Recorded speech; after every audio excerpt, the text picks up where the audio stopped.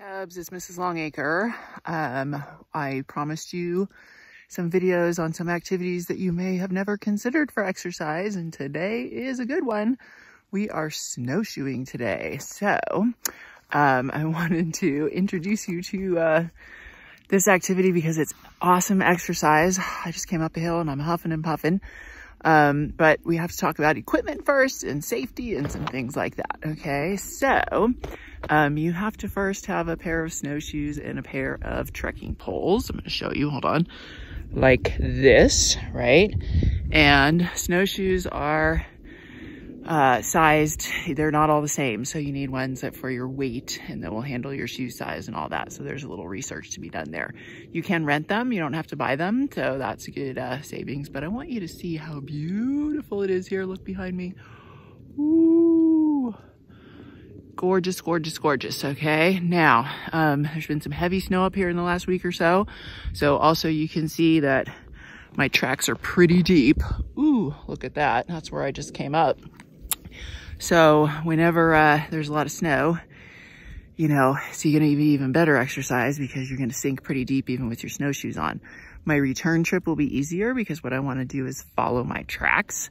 So that snow is already packed down a little bit, so that will make it a little easier for me on the way back.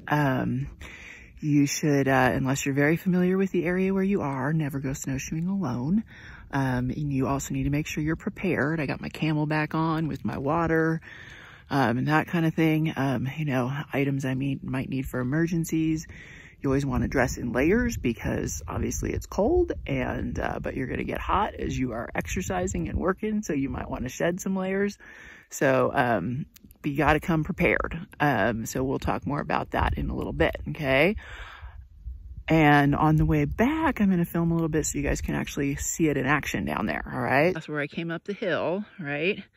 And you can see my snowshoes down here as I go. I'm not really using my trekking poles properly because I have them both in one hand because I'm filming for you.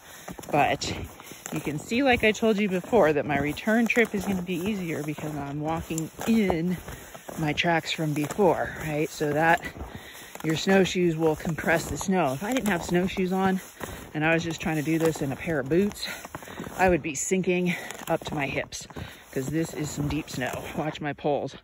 Woo, that's deep stuff, okay? So take advantage of the tracks that you have already made for sure, okay? Now, things to watch out for, right? First of all, you want to pick a place where you have kind of an open area. Especially if there's heavy snow on trees like we have here, right? You don't want to be too close to the trees because that snow and ice is going to fall off of there eventually. And you don't want it to fall on you, right? So, also branches and things can break off of trees when snow is on there because it's a heavy load. So you want to be careful about that too, okay? Now I'm coming up on something else here that you want to watch out for, okay? Under trees and things, you're going to see areas where there are little divots in the snow because snow and ice is falling off the trees and creating those, right?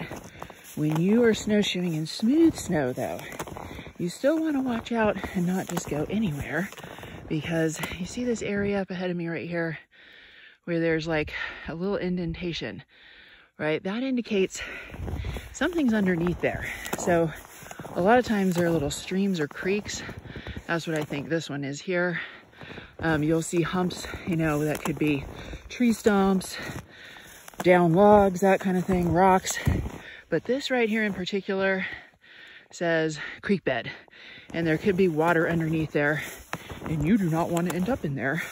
So you should stay out of places like that, right? So look for kind of more flat surfaces like this, right? Man, it's a beautiful day though. Taking advantage of it, all right? Okay, so I got a ways to go to get back to where I started and to my car. So I hope you guys are getting out and getting your exercise and trying some new things, hopefully, in your fitness journal and taking good care of yourselves and your families, all right? I miss ya. Until next time, I'm out.